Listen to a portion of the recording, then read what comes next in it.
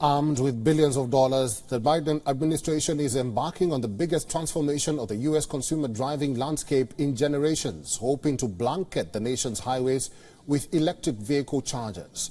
Our next report tells you how America plans to achieve this feat.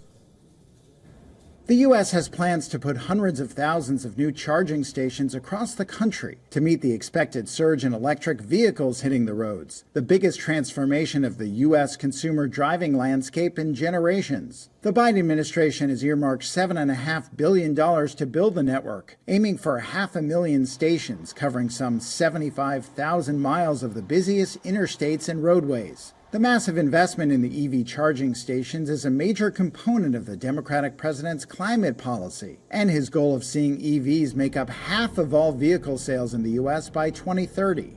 $1.5 billion of the $7.5 billion to fund the charging network will head to states this year. Companies like ChargePoint Holdings, EVgo, and Tesla are expected to do battle for the cash. The stations need to be universal, serving all EV models. The stations could also anchor new retail. Charging an electric car can take 20 to 40 minutes, and state surveys show consumers want amenities such as manicures, food, and even showers while they wait.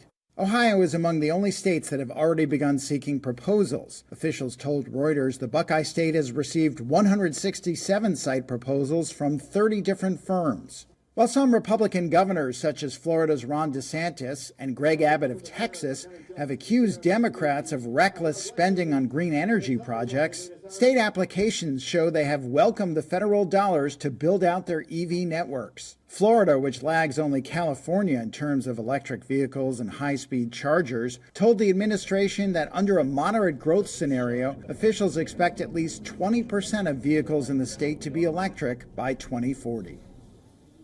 Cuba is battling a wildfire since 10 days. Authorities are deploying nearly every weapon in their arsenal to contain them, but they are spreading unbated or unabated.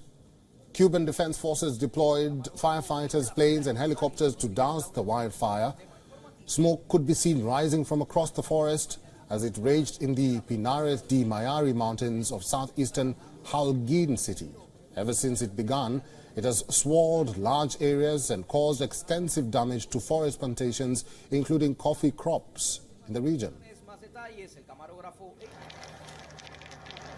Authorities say that around 1,700 hectares of land has been engulfed by the blaze. It is even threatening the nearby areas. The fire is nearing the Mensura Piloto National Park, which occupies an area of about more than 8,000 hectares. Local authorities are trying to prevent the fire from spreading beyond the limits of Holguin province to the neighboring province of Santiago de Cuba. Those dealing with this wildfire say that bringing it under control is a big challenge. Wildfire incidents have pounded the island since the start of the year. The authorities have reported 80 forest fire incidents alone in January.